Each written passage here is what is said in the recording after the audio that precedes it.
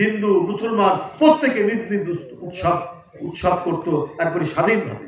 আমরা দুর্গা পূজার সময় দেখেছি তাদের উৎসব, তাদের মেলায় আমরা গেছি, কেনাকাটা করেছি, এইভাবে আমাদের জীবন কেটেছে। কিন্তু পার্শ্ববর্তী দেশ, আপনারা নিজের দেশে তাকান না কেন? এক গুজরাটেই 1-2 দিনের মধ্যে প্রায় 2000 মুসলমানকে আপনারা জমাই করলেন। আপনার কথায় কথায় আপনার 400 বছরের একটি মসজিদ, সেই মসজিদকে ভেঙে রাম মন্দির বানালেন। আপনাদের মতো ঘৃণ্য সাম্প্রদায়িক পৃথিবীতে আর কেউ না। আপনাদের সাম্প্রদায়িকতা এবং বর্ণবাদিতা পৃথিবীর মধ্যে প্রতিষ্ঠিত। কদিন আগেই আপনারা ভেঙে তছনছ করে দিলেন 400 বছর সম্রাট বাবরের তৈরি মসজিদ, আর সেইখানে আপনারা রাম মন্দির বানিয়ে ফেললেন। এত বড় ঘটনার পরেও আপনাদের কোনো দোষ নেই, সব দোষ বাংলাদেশে। একজন চিন্ময় কৃষ্ণ দাস, ইসকন, এই ইসকন সংগঠনটি কি ভাই আমরা তো আগে শুনিনি, তার নাকি তিনি নেতা। আবার ওই ইসকনেরই সব নেতৃবৃন্দ তাকে কোন একটু অনৈতিক কাজের জন্য তাকে বহিষ্কার করেছে।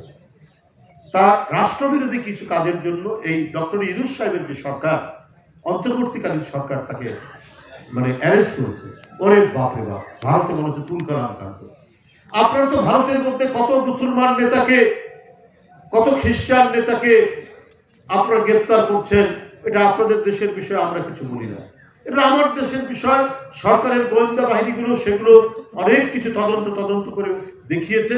একবারে মিথ্যা অপপ্রচারে লিপ্ত এই ইসকনের কিছু নেতা এবং তাকে গ্রেপ্তার করেছে। তারা আমাদেরকে এখন এই জন্য ভারতের বিজেপির নেতারা আমাদের সীমান্তে এসে, পেট্রোপোল সীমান্তে এসে, বেনাপোল সীমান্তে এসে সেখানে তারা নাকি অবরোধ করছে। সেখানে তারা নাকি এসে বলছে যে বাংলাদেশে হিন্দুদের উপর নির্যাতন হচ্ছে। আমরা তো শুনলাম না? প্রতিদিন ওদের মিডিয়া আউটলেট সেখানে বলছে যে একটি পরিবারের 5 জনকে পুড়িয়ে মারা হয়েছে। চট্টগ্রামে এতজনকে আইন শৃঙ্খলার বাহিনীর মানুষ তারা গুলি করে হত্যা করেছে। তো বাংলাদেশে তো অনেক বিদেশিরাও থাকেন, অনেক বিদেশি মিশন আছে, তারাও তো জানবেন বিষয়টা। কিন্তু একবারে দিন রাত অহর্নিশি ডাহা মিথ্যা কথা বলে বাংলাদেশের যে ভাবমূর্তি, সেই ভাবমূর্তিকে বিনষ্ট করার চেষ্টা করছেন তারা। এবং বলছেন ওরা আমরা যে আমদানি করি, যে আলু, চাল, পেঁয়াজ, এগুলো বন্ধ করে দেবেন। দেন, আরে আমরা তো আলু আমদানি করছি কত বছর থেকে। আমরা তো আলু আগে আমদানি করতাম না, এবং এটা শেখ হাসিনার কারণে এই আমদানি হয়েছে। ভারত নির্ভর দেশ করার জন্য উনি এই চেষ্টাটা চালিয়েছে।